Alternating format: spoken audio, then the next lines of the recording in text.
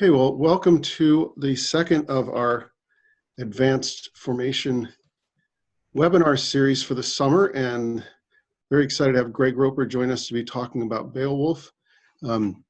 Greg is a professor at the University of Dallas who received his PhD from the University of Virginia, and I don't know, he's become a good friend of the Institute. He was a featured speaker at our conference last year, giving a great talk on Chaucer. And he is somebody who not only is well versed in what he reads, but I think he loves the deep things in what he reads. So I'm really excited to have you talk to us today about Beowulf. This is a time when we need heroes, and Beowulf is a great exemplar of the hero. And so, Greg, why don't you take it away? Well, thanks, Andrew, and thanks for having me, and thanks to Chris, to Beth, to Michael for setting this up. It's just very flattering to be asked, and I hope over the next hour we can talk together. I hope I'm not just the one yammering the whole time. You all can use the chat if you have any questions, and I can pause at any time. I might, if I blow past your question, it might be that we're going to get to that in a little bit. But I'll try to loop back and get to everybody's questions from time to time. So I'm still relatively new to this. I was the luckiest human being on the planet this spring in that I was on sabbatical. My second sabbatical in 29 years of teaching. So I had the great fortune of getting to watch all of my colleagues have to deal with jumping all of their classes online. I've taught online in the past, but did not have to rush everything out. So I'm still new to Zoom. I've been sort of the passive person in a meeting most of the time for Zoom. So you all help me out with anything you want out of me, and let me know. Just post a question or unmute and raise your hand or whatever you'd like to do. So I don't know how many of you have read the poem before. Maybe a show of hands or something. Wave at me if you see. Okay, this is great. So most of you have read the poem before, and so have some experience with it. So what I want to do is just kind of go over some of the basics and some of the ways I approach the poem in my reading and in my teaching, and then kind of loop back into the way I go at the things that I think a lot of people don't get too much at, and which are called the interpolated stories. These other sort of strange stories that are woven throughout the poem, and how I get at them, and how Roland Lasseter taught me to really reread and understand the poem in I think a marvelous new way. It's just I had just a transformative experience from those handouts that Roland provided to me, probably almost 20 years ago now, and it just completely changed the way I read the poem. So I'm hoping to get to some of that with you. So I have some preliminary material here, but if I might, if everybody has read the poem and knows a bit about the poem, this might be boring for you. And so if that's the thing, just use the chat and say, let's move on. We've got that stuff. Just some of the basics of the poem. Just a reminder that we only have this poem in a single manuscript, which resides in the British Library. You can go and take a look at it because they've scanned in the whole thing. And we don't know, of course, whether there were other manuscripts, but it's only survived in a single manuscript. So it's always to think about the precarious nature of this great poem, and the amazing way that we almost don't have this poem. In fact, there was a fire in Sir Robert Cotton's library in Ashburnham House in the 18th century that destroyed a great number of the manuscripts in that library and singed the edges of the pages. And if we hadn't had someone have a transcription of the poem so that we knew what was on the ends of some of those lines, then we literally wouldn't have sort of the last words of many of the lines of the poem. So it's just fascinating survival of the poem in itself. It's fascinating poem of how it sort of came back into consciousness, but I won't go too much into that. Let's go. We know that the manuscript we have by knowing the hand, that is the sort of the scribal writing, the paper, the kinds of ways it was produced. We know that manuscript was produced around the year 1000 AD. So, right before the Normans march into England and take over. that doesn't mean we know when the poem was composed. Since the poem probably was composed orally first, right, by a shope, by one of the kinds of singers of tales that we encounter in the poem itself, and belongs to this oral tradition, we really don't know when the poem was composed, and we have, you know, estimates or guesses or hypotheses that range all the way from the 600s all the way to, Kevin Kiernan, for instance, hypothesizes that the poem was written down in pretty much in the process of its composition. So he thinks it's a very late date of composition, right around the year 1000 itself. Now that's a minority opinion. Most people put it somewhere back in the 700s to the 800s, somewhere around that time. But there was a big meeting. You can go read an article called "The Scandal in Toronto" from a big meeting of Beowulf scholars about 15 or I guess almost 20 years ago now. And the reason it's called "The Scandal in Toronto" is they got all these people together to try to say, okay, let's sit down and try to figure out when this poem was written, and no one could agree. And they just fought the entire weekend over that whole issue. So, but I'll sort of float my idea of the kinds of person I think is composing the poem and his intention to compose the poem near the end of my comments. The other strange thing to note about the poem straight from the beginning is that it's not about Anglo-Saxon England. It's not set in Anglo-Saxon England, right? It's set in Denmark and Sweden and northern Germany. And so it's really not a poem about the contemporary culture of whatever the poet is, whether he's from the 7th century in England or the 11th century in England.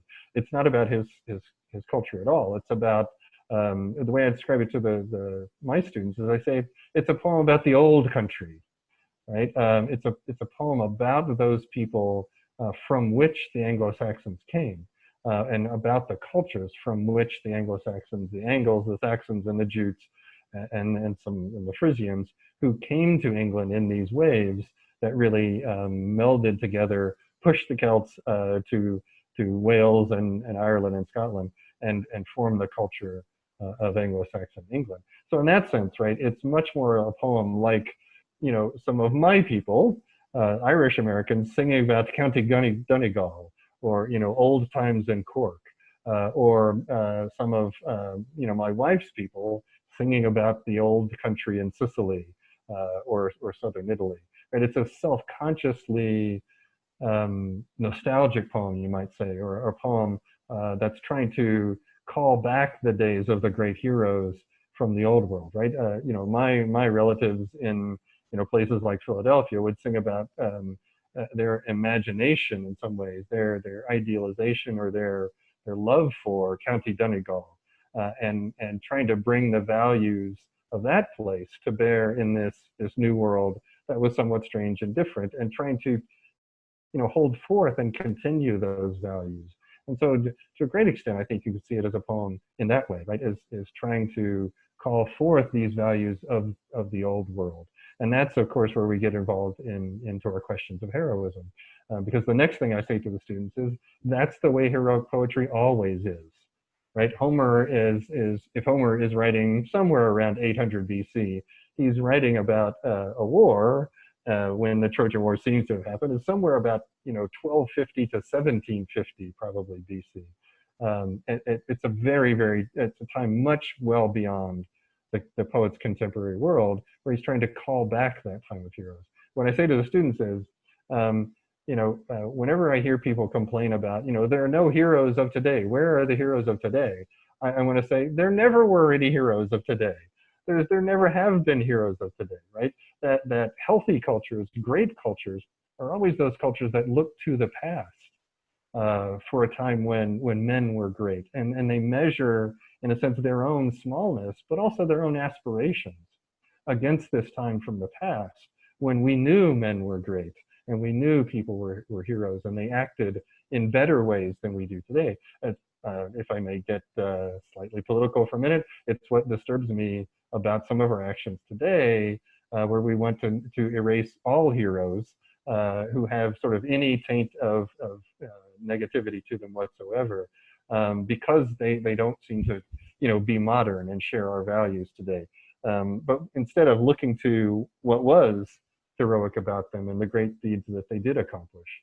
And so I think as a medievalist, I think through Henry VIII's destruction of the monasteries very deeply in my bones, and I just really despise people who want to destroy a past, and even for good reasons. And so it always makes me nervous to see people, because I think that healthy cultures are cultures that look to their past and want to know what the past meant to them, even as a way to measure themselves in the present, and to see what they're doing. So it's a poem very, very much trying to do that.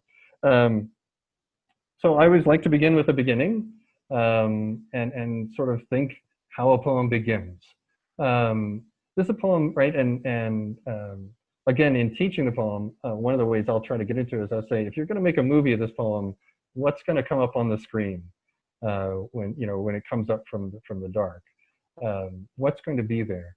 And the students will say, oh, Grendel, and I'll say, nope. It long before that, I don't know, something about this hall thing. I say, nope, before that, right?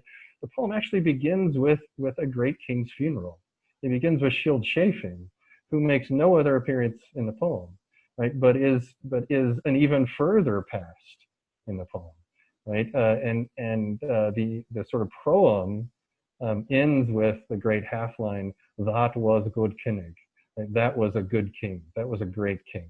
And so the poem is framed by the question of, what is it that makes a good king? And then if you think to the end of the poem, right, then we're going to end with the funeral of another king. So the poem has this frame that defines the poem, that shapes the poem, that shapes the concerns of the poem. What is it that makes a good king, right? And so we find out at the beginning, well, what makes Scyld Chafing a good king? He snatched many a mead hall from the forces of savage foes. He'd grown from a friendless foundling, feeble and wretched, to a terror as time brought change. And he throve under heaven in power and pride, till alien peoples beyond the ocean paid toll and tribute. And then, right, in Kennedy's translation, a good king he. Right, so you see the sort of initial notions of what makes a good king is that he saves mead halls, he grows from smallness to greatness, and he imposes his will upon other people and in a sense incorporates them under his rule. So the poem begins with that, right? A notion of good kings are powerful kings. Good kings are kings who can exert themselves upon other people. But then this other notion that he snatched mead halls from forces of savage foes. So he does something with this notion of a mead hall to create something wonderful. And that, of course, is the next action of the poem. Right? So I like to think in terms always, what's the meaning of the action of a work of literature? And so I want to look at the action of the poem. So the first action is we bury a king and we sing his praises as a good king, and we define what that is. Then the very next real action of the poem, right? The next thing that's going to happen in my movie is the scene from the great Peter Weir movie, Witness, right? If you know that film, right? The wonderful wordless barn raising scene. Right, where Harrison Ford rediscovers his carpentry skills and helps the Amish come together as a community and build this wonderful barn. That's what we see next, right? Is we shift in time and we shift through a couple of generations to a new king, Hrothgar, and the erection of this great hall, Heorot, which the poet is at some pains to define as the greatest hall that's ever been. Right, and just like in that barn raising scene in Witness, right, the erection of a great hall is a sign of a metaphor for, an allegory for the establishment of civilization in the wilderness. And so we move from a great king and who did this thing and snatched mead halls from savage foes to one who actually builds a mead hall himself. And so we've stepped up in a level it seems to me, of not just swiping mead halls from others and taking away from savage people, but now erecting, creating, establishing civilization in the wilderness oneself. And so the poem moves in that direction. And we see what a mead hall does, right? A mead hall is a place of celebration. A mead hall is a place of gathering. A mead hall, right, is a place where humans can get together and raise themselves beyond, just sort of the daily needs of savage behavior, and come together to exercise civilization. So that's the meaning of that action. And of course, then the next action, which in some ways is the actions, the three actions that then define the rest of the poem, right, is the threat. So in the poem itself sort of elides time, but because we find out, if you're reading the poem carefully, actually Hrothgar and Heorot thrived very well for many, many years.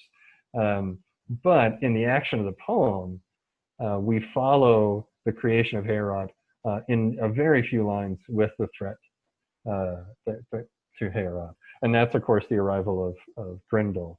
And the threat is really very fascinating. And I'm now in the Kennedy on page 5, at the bottom of the page. So we're down close to line 90 in the poem. Then an evil spirit who dwelt in the darkness endured it ill that he heard each day the din of revelry ring through the hall, the sound of the harp, and the shope's sweet song. A skillful bard sang the ancient story of man's creation, how the Maker wrought the shining earth with its curling waters, its splendor established the sun and moon and lights to illuminate the land of men. So the threat comes from a particular motivation, and it comes to a particular kind of song, right? Grendel, right, does not like the happiness of the hall. Grendel is offended by, he endured it ill that he heard festivity, that he heard the world of what right, Joseph Pieper, and I think it's two of his greatest works, Leisure, the Basis of Culture, and his book on festivity, sort of defines as that which makes us higher. And there is, in a sense, a kind of sin of envy at the core of the poem. That's the threat to civilization. But it's not just sort of envy, it's the notion that civilization itself somehow is irritating to Grendel, and he must shut it down. And the song that the bard is singing is the song of Genesis. It's the song of the creation of things, the creation of things and the creation of order itself. So what Grendel represents is a kind of irrational threat, or an anti-civilizational threat to the very structure of things. And he comes marauding at that point. So that, I would say, is the course of the poem. And we move through the poem then at successive threats. First Grendel, then Grendel's mother, in an act of revenge, which is in some ways understandable, which in some ways, right, has a sort of more human motivation to it, but it is maybe because of that, even more terrifying. And in fact, Beowulf has to go to even greater lengths to defeat Grendel's mother in that sense. So let me just really quickly sort of think about the hero.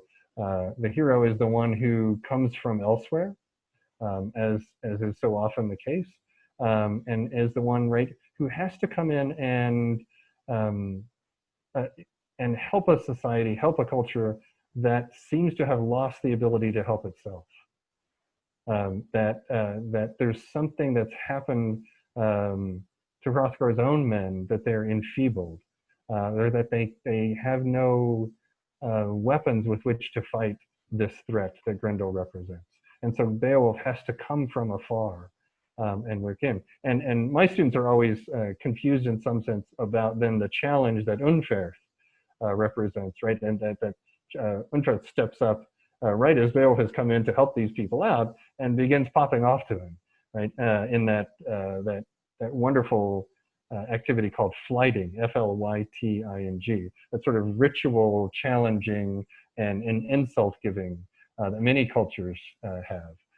I remember in middle school watching two of my friends go at one another, ritually insulting the other's mother with more and more abusive terms.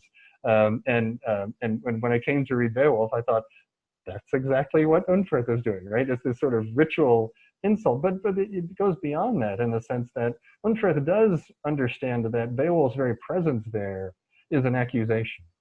That by Beowulf having to come from afar, it's an accusation that Unferth and the other thanes of Hrothgar somehow can't manage this themselves. And Unferth's challenge is to say, you know, who do you think you are? Like, we've been fighting this guy for years and we haven't been able to do a thing. You know, where do you get off thinking you can just walk in here and handle this situation? You know, you're challenging our manhood. You're challenging our heroism to suggest that you can't do it. And then of course Beowulf makes the even further boast, which ends up being fortuitous, to say, well, I'm such a great hero, I'm not going to use any weapons at all. I'll do this with my bare hands, which of course we find out is the one thing that saves him, right? Because there's something about Grendel's scales or whatever that's been charmed so that no weapons can work against it. And Beowulf ends up, now here's an interesting thing, and this is much more clear in the Anglo-Saxon than any translation I've read. I asked the students, how does Beowulf end up killing Grendel? And they all say, well, he rips his arm off. He actually doesn't rip Beowulf's arm off.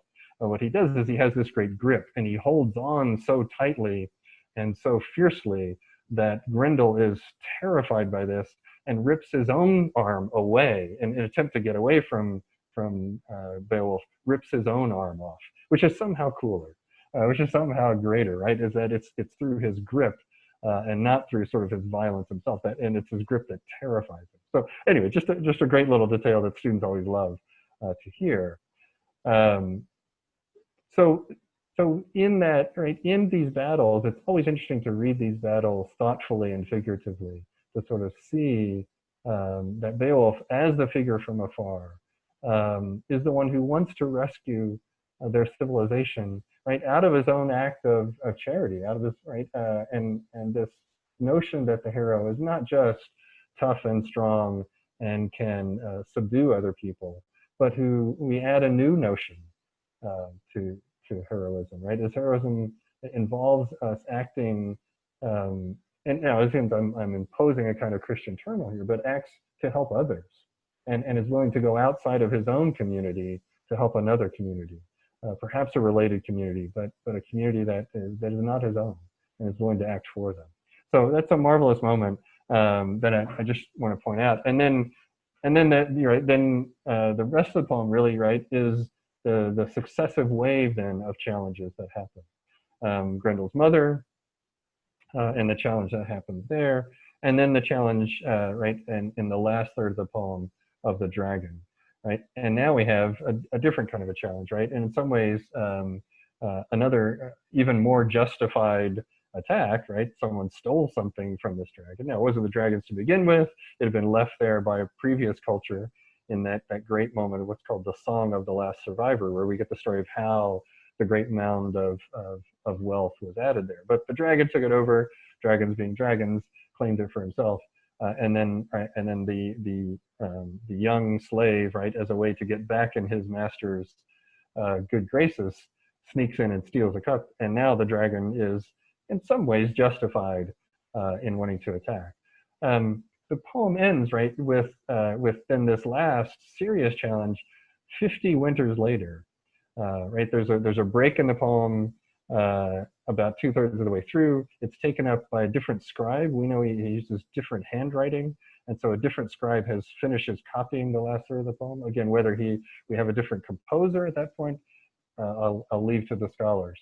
But in this threat, in the last third of the poem, you know, now we're ratcheting up even further the questions, because it's very, very clear from the very beginning of this last battle that this will be Beowulf's last one, and Beowulf seems to know it as well. And as Beowulf leaves life, and we have that final funeral, it's very, very clear to everyone involved that the Yeots, Beowulf's people, are toast. That all of the enemies of Beowulf's people are massing, are the minute they hear about this, are ready to sweep through and conquer them. And not even Wiglaf, right? We think the plot will lead to Wiglaf then taking over, but Wiglaf himself says, no one can fill his shoes.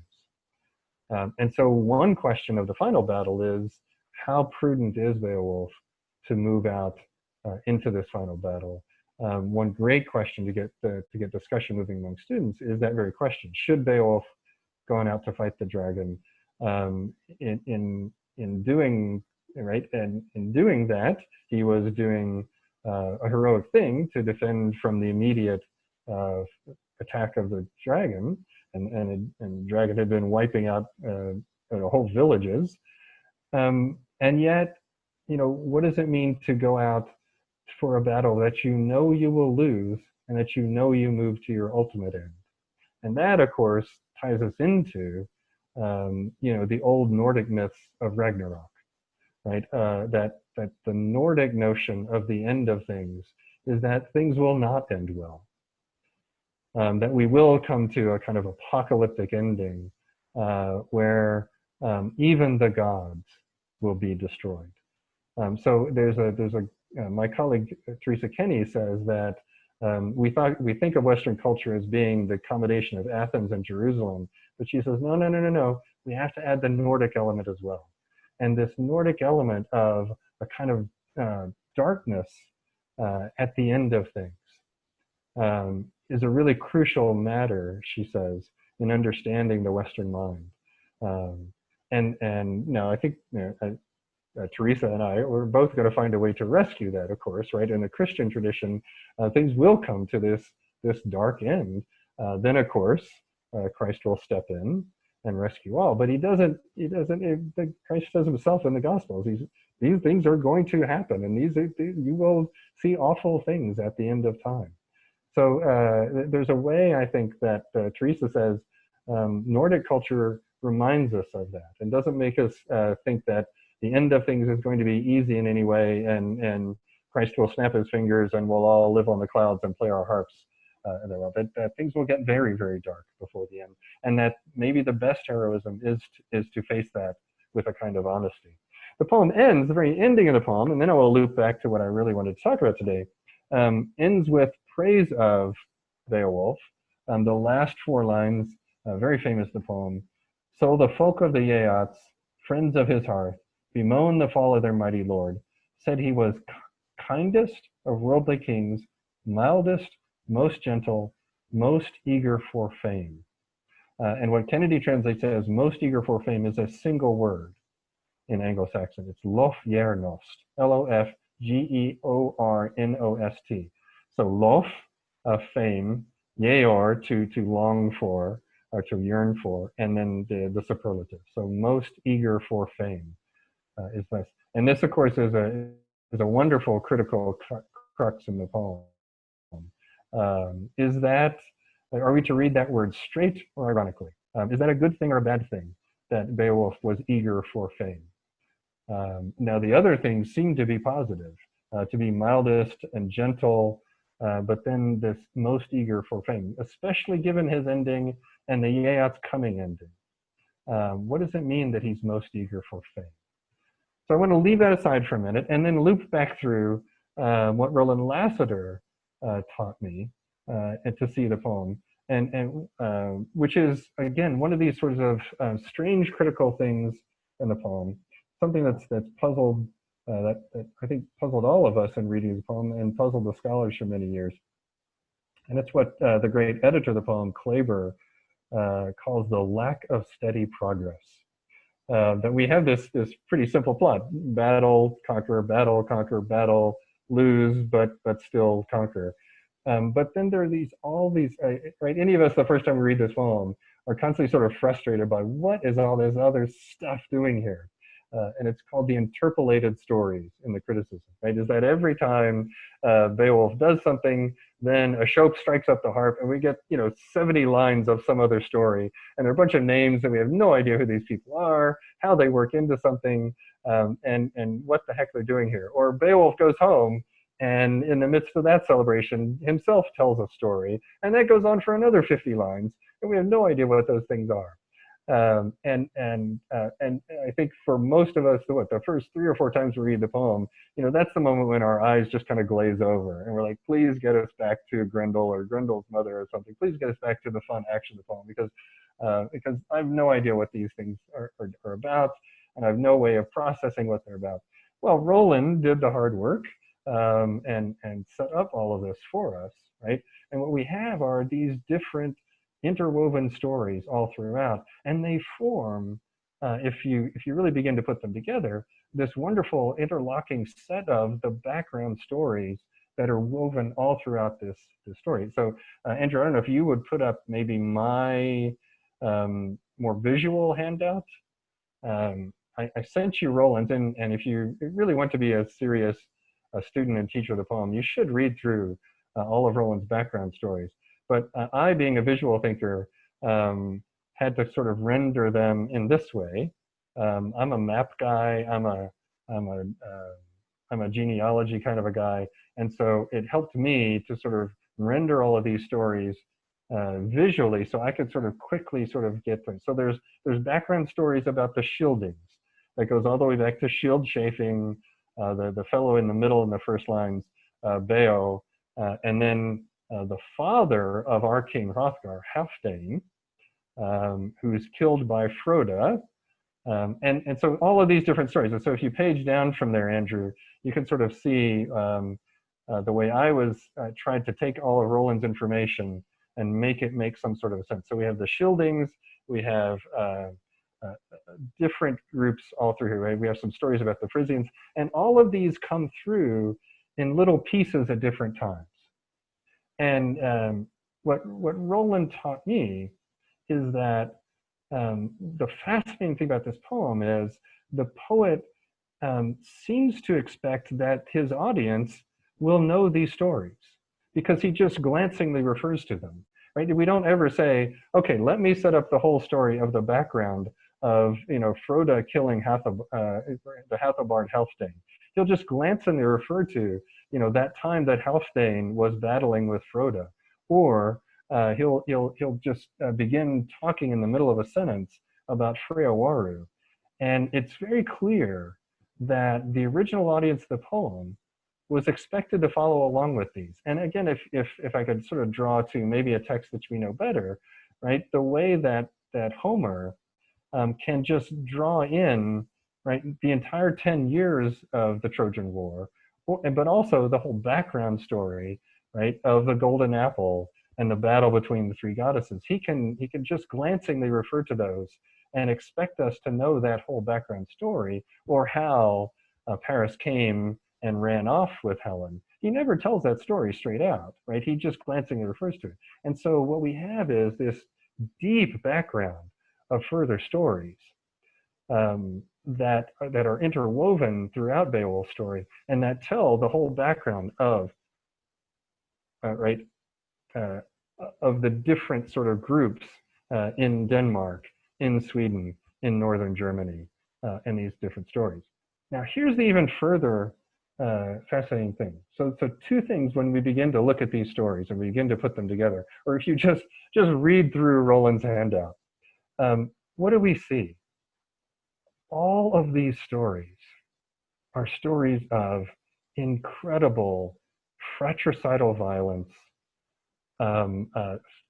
attempts to create peace between 2 peoples that immediately blow up and are thrown out.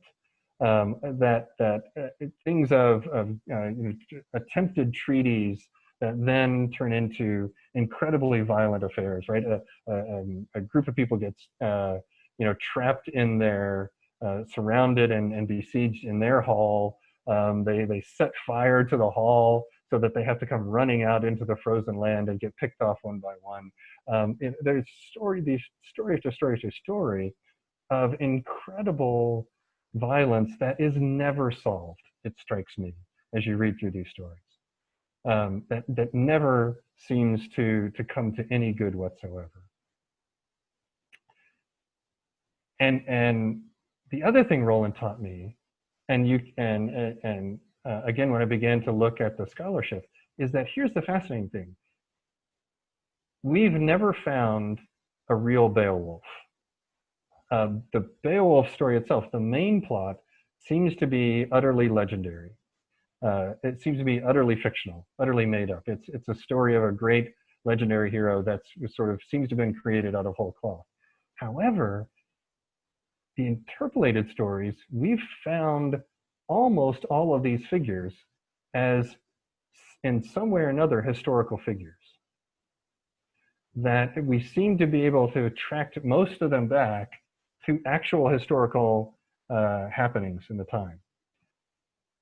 So think about that, right? Think of that. We have this main plot that is a legendary great hero who accomplishes great things.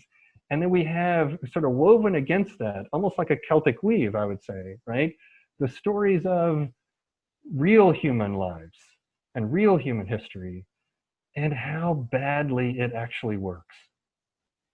And so against that background, the notion that Beowulf led his people, kept his people in peace for 50 winters really is striking.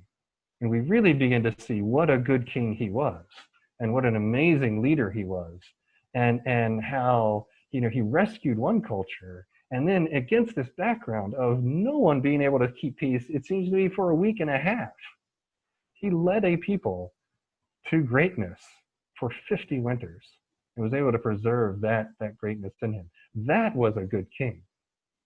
And what I want to point out to you is just to read one of these stories and to sort of suggest that sort of violence and the way it works in this culture. And this is, in the Kennedy, it's on page 65 at the bottom. This is after Beowulf comes back home to the Yachts, to Sweden, and he's telling the story of what he did and telling the story now of the celebration. And this is, so this, the one bad thing about the Kennedy is he doesn't have line numbers, but this would be about 10 lines up from the bottom of the page. And he's telling what would happen at the celebration. At times in the host, he says, Hrothgar's daughter offered the beaker to the earls in turn. So she was doing this thing that's a crucial role for women in this culture of being what's called the cupbearer, where she would lead the cup around to different people, right, and offer a drink to each of the people. And this was a very powerful ceremonial gesture of solidarity. Freyawaru, men called her, the feasters in hall, as she held out to heroes the well-wrought cup. Youthful and gleaming with jewels of gold, to the fair son of Froda, the maiden is plighted.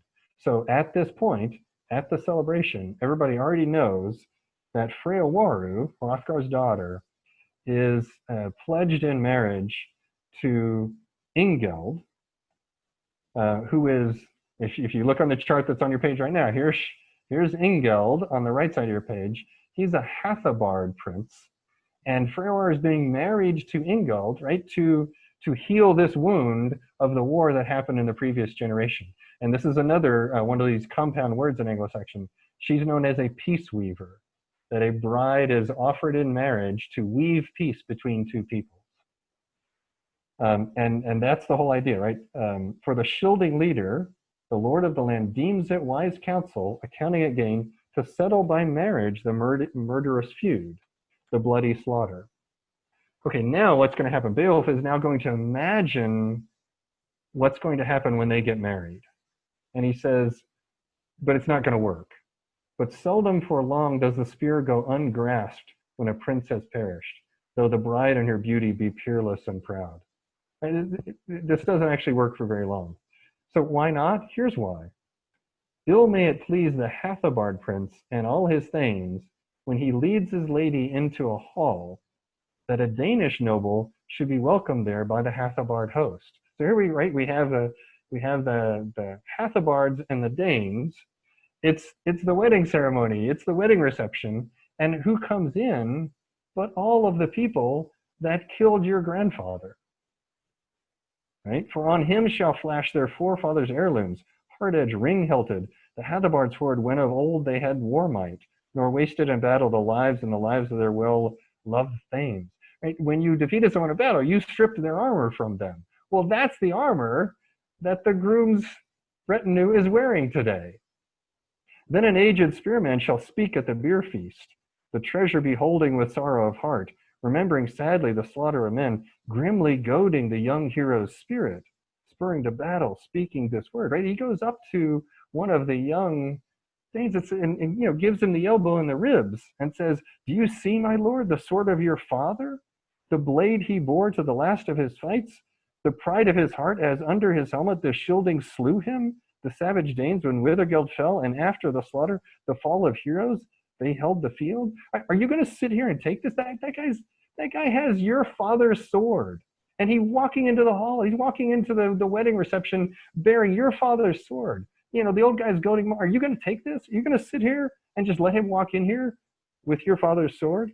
Over and over, the old man will urge him with cutting reminders recalling the past, till it comes at last that the lady's thane, for the deeds of his father, shall forfeit his life in a bloody slaughter, slain by the sword, while the slayer goes scathless, knowing the land.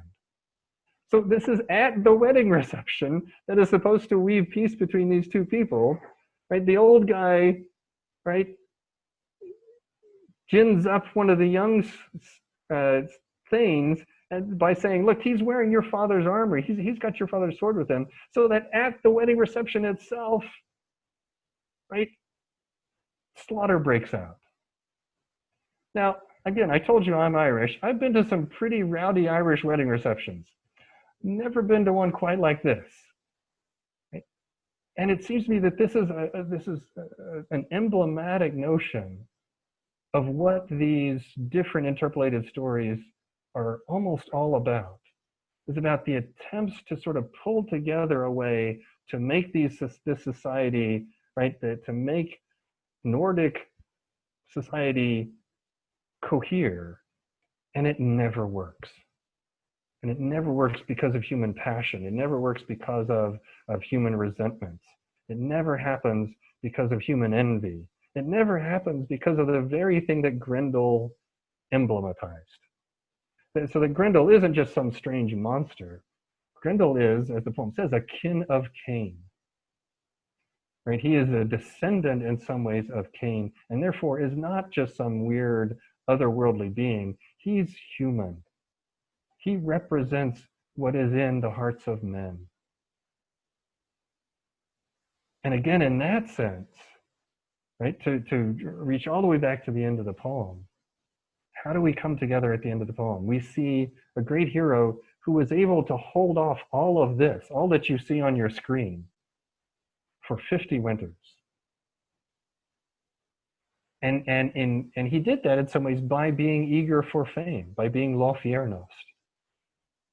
And that the desire for fame, the desire for greatness is not a bad thing in and of itself. But here I will sort of draw it together and come to my reading of the poem, which is that I would suggest that we have a Christian poet, a late Anglo-Saxon poet, who nevertheless is steeped in the Anglo-Saxon pagan heroic tradition. And in fact, I think is trying to offer it as much as can be offered to it, and trying to valorize it for as great a thing as it, and trying to say, let me sort of see what's the greatest thing one can draw from the pagan heroic tradition. How can I imagine the greatest pagan hero? And let me sort of see the virtues of that kind of a hero. But I think by the end of the poem, we discover that being lofiernost, by having a system of values that says, if you are eager for fame, you will, kick butt and take names and keep your people safe, finally cannot hold. Finally, it cannot cohere. Because, of course, and you see in the interpolated stories, it's those very values, and in that wedding reception, that very sort of notion of being eager for fame, eager for honor, that in fact is the very thing that then leads you back into fratricidal violence. And so I read the poem as, in a sense, offering as much credit as we can, as we often do in our curricula, to the ancient world and the heroism and the greatness that the ancient world can offer us. But from looking at it from a Christian perspective is to say, it can't hold. And it hasn't held. And it never will hold. And so in some ways, it's a great via negativa about the values of a civilization, is to say, if that's the best you can hope for, we've got to look for something else. There has to be something beyond pagan heroism that will hold us together. So maybe something like, oh, I don't know, charity? Maybe something like love of one's enemy. Maybe something like the other texts of Anglo-Saxon poetry that one can read and be exposed to, and the other texts that the monks brought, either from Ireland or with Augustine of Canterbury, might be the other answer. So I see this poem in some ways as clearing out the space. And again, not damning those pagan values, but saying they're, for all their greatness, they're not adequate. They weren't adequate on their own terms, and they won't be adequate anymore. And that maybe by clearing out that space, we can see what will be, what might suffice, what will be able to get us through. And in that sense, I'm always a little cautious of people who want to Christianize the poem too early. I see the poem as in a sense, not Christian in a sense on its own terms, but Christian in the sense that there's a Christianity hovering in the poem that's glancingly referred to and hinted at all throughout the poem, that's supposed to give you that sense. In a sense, like Shakespeare's King Lear, right? Similarly set in a pagan world, but constantly creating a Christian diction that suggests there's another world beyond that. And so it works in much the same way King Lear does, to keep reminding us of this greater world that reaches beyond the values of the world it's actually describing. So that's where I can get to. I took way too long. Save some time for questions, and let me know. I was hoping people would interrupt me as we went along, so that I wouldn't yammer quite so long. But questions and comments, and tell me where I'm wrong. Tell me what I need to do. Which translation? I do love the Kennedy in that it preserves the rhythm and the alliteration and therefore some of the structure of the Anglo-Saxon. It gives that sort of archaic feel, and I think the poem was self-consciously archaic in that it was a country about the old country. It sacrifices a little bit in accuracy. Young kids really like the Heaney. The Heaney is controversial in all sorts of different ways, but it really does sing as poetry. And I find that that young people, so junior high and high school students, really take to the Heaney and read it well. I like the Kennedy at that it's sort of halfway in between a really faithful literal translation and a poem, and working as a poem. But there are plenty of others, I think. Oh, an audio version. Gosh. I would defer to all of you people. I'm getting to where I'm an old person that doesn't stay up on cool stuff like that, and I would love it. There are versions read straight through in Anglo-Saxon and performed, and you can find those out there. But I think almost any audio version, just to sit back and enjoy it and let it wash over you. I think the difficulty there would be sort of following along as we go, down into the paths of these interpolated stories. I can imagine driving in my car and saying, wait a minute, who was that Ingeld guy and where did that come from? The battle seems to be great, but those I think would be very difficult to follow. Don't get me started on the 2007 Beowulf adaptation. I did a whole presentation out in Phoenix about this. It is the most cynical presentation of the poem I can ever possibly imagine. It's awful. It's awful. It's awful so many bad ways that it's almost worth showing to your students, because when I refer to it, my students do then watch it and they come back. They are so deeply committed to the poem as it is, that they see how incredibly terrible it is. I don't know if you all know, right? But in the movie, Angelina Jolie is Grendel's mother, and she's gold, and she has a tail, and she's in high heels, and she's very sexy and hot. And what's made very clear is that Beowulf does not kill her because she offers him sex with her in exchange for power and glory and wealth. And when Beowulf comes back up out of the mere and sees Hrothgar, their eyes meet, and we are to see very immediately that, oh, Hrothgar had made the same deal with her, and that's how Hrothgar became wealthy and powerful.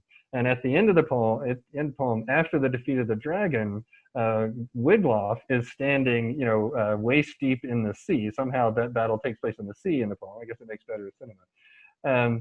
And Angelina Jolie, I just can't call her Grendel's mother. Angelina Jolie rises out of the water naked, and meets eyes with Wiglaf, and we're to see that Wiglaf is going to make the same deal. And so take 1 minute to realize, right, what the movie is saying is that heroism is merely a way that men hide, cover over, lie about what they really want, right, which is to sleep with a hot woman and get powerful and famous. It's a deeply, deeply cynical film. And again, the only reason to ever expose students to it is so that they can see that cynicism and hate it. How much do I front load contextual info, and how much do I have the students discover the poem first on their own? Boy, isn't that the great question about teaching all literature? You want them to sort of jump in and wrestle with something on their own for a little while. But it's also our job as teachers to throw them a lifeline and to give them the kind of context and help that they might need. I'll take this out of Beowulf and just say, I have to do the same thing with Jane Austen. We think Jane Austen is immediately accessible. She's not, especially to guys who think she's boring and silly. And they can't hear her sarcasm. And so you have to kind of give them a little help and a little bit of walk into that. I think that's one of our great tasks as teachers, is to give them enough of a lifeline, enough context, enough help that they can begin to get going on that. So again, like I'll spend the first half of whatever time I have just working through the main battles, because that's what they love and that's what's interesting, and getting them to see what's involved in those battles. What are the threats that are represented, and how does Beowulf's heroism stack up against that? And then I'll begin to sort of slowly loop them into some of the other things. It's always a great idea to spend time with the first 20 lines of anything, the first 20 lines of a Shakespeare play, the first 20 lines of any poem, and just really dig in hard, right? And to see, so the students can understand what exposition is and what it means and what it does. And they can see a poem opening up its meanings, or opening up its questions, even its problems from the very beginning. So that's always a good thing to do. And then, yeah, it's always this sort of dicey thing. We don't want to cover them up with so much background material that we never get around to the poem. So I think it's a matter of sort of diving in, backing up, helping them out a little bit, diving back in. But I'm a reader of text. I want to read text, and I want them to read text. So whenever I find myself swallowing up too much of that,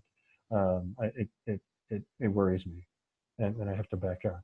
But a part of it is just reading your students. When you sense that, I'm a soccer coach. I always say, like, when my good players aren't getting it, I got to back up. When my good players are tired, I got to ease off. And when I see that even the quick students are kind of lost by something, it's time to go, okay, whoa, let's back up. What is this whole thing about? And go from there. Let's go to this next one. Agrees to conclusion about a kind of negative evangelization. It's fair to read the underlying structure of the poem, saying Grendel is the antithesis of the dramatic hero. Grendel's mother is the antithesis of the bride queen, and the dragon is the antithesis of the good king. Yeah, I think so. I think those antitheses work really well. And you can get students to sort of see that the poem works by this series of antitheses. I think that's a really marvelous way to do that. The difference there, I'll just sort of pick at you and maybe get you to think, Robert, a little bit about this, is that Grendel's mother is not so much a bride as mother figure, right? Is that she's enraged, by a kind of mother love. And so I would have to sort of, I mean, the great thing about all literature, right, is that it's never quite as one-to-one correspondence as we like, right? Literature, works in patterns, but it works also in violation of patterns. So I love the way that a poem will sort of set up a pattern and tease you to see as a series of direct antitheses, but then it'll encourage you to then think through and say, wait, it's like that, but it's not quite like that, right? I mean, metaphor I always used is in music, right? Is that we love, dum da da dum, and then we go dum da dum dum, right? And it's that last dum, right? That and you go, okay, a pattern, yep, I see this pattern, and then it's the shift of the pattern, just that little bit, that makes it interesting. So I think that notion that we're invited to see her as an antithesis of Whale Theal, and then not quite, right? And to see that there's actually even something deeper than that, perhaps, which is mother love. That's a part of that. So I think helping the students to read for things like pattern and antithesis is a great way to deepen the way that they experience literature. So I think that's really marvelous. No, I haven't seen the cartoon version. Please email me that link. I don't know if I can save this. My email is just roper@udallas.edu, not Roper G and never G Roper. Think about that for a minute, and you'll see why. And but I would love to. So I love to collect all these kinds of things, and I love anything I can do to sort of help students. Does Beowulf stand out against the background stories as a lover of fame? So I think I would say that they all love fame. That's a fundamental value that they have for themselves. He's probably the greatest at achieving that fame. But the one thing I sort of skipped over, right, is that Hrothgar has what we call Hrothgar's sermon after Beowulf's battles, where he offers a sermon on pride. And that is this really fascinating moment. Let's see if I can find, I should have sticky notes here. Yeah, that's in the Kennedy, page 54. It's about line 1700. Where we get this really fascinating thing where Hrothgar says, great, thank you, wonderful job, love you, be careful, dude. Don't get too big ahead. And by the way, then interweaves stories, right, has his own interpolated stories of kings who let pride go to their heads. And it's a fascinating moment, right? It's another one of these moments that I'm sort of teased, and it's difficult to find other Anglo-Saxon literature, other Nordic literature that has a kind of sermon against pride here. Although I think you can see it in heroic literature itself, that heroes are warned against kind of the attractions of heroism. But it definitely has that hint of a Christian critique woven into the poem as well. So so he is a lover of fame. But there is a critique of getting too excessive with that in the poem itself that the poet has woven in. What's my favorite part of the poem? I read you my favorite part of the poem. I love the Freyawaro Ingeld moment, and I think I love it because it's one of those passages that I just blipped over for so long, and I didn't have any idea what was going on, and I didn't really pay attention to. And so, I've come to really love little unobtrusive things, the little comic scenes in Shakespeare that you're tempted to blip over, that suddenly blow up in your head when we pause to think about it. And so I love that moment in the poem where it really is this moment where the Anglo-Saxon culture, using its own values, using its own sort of technical political means, is trying to solve its own problems. And Beowulf, right, looking back in time to the celebration, but imagining in his mind ahead what will happen, right? This hasn't happened yet in the poem, Beowulf is imagining what's going to happen, knows it will never work. And I think that in learning and reading those interpolated stories, and this one is just my favorite because it's just so awful. It really brought the whole tension of the poem to a sharpness for me, and really helped me see, I think, what the poem is trying to get at. So, is it the start of English literature in the sense of literature? I'm not sure what you mean by in the sense of literature as a whole, but it is one of the earliest texts.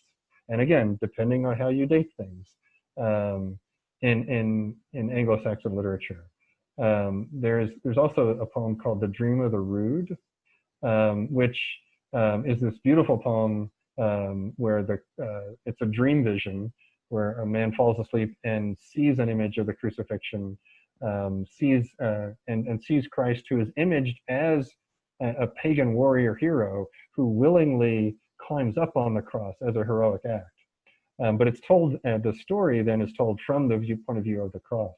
And that poem, some lines of the poem are written in Saxon runes on one of the great crosses. It's called the Ruthel cross, Ruthwell.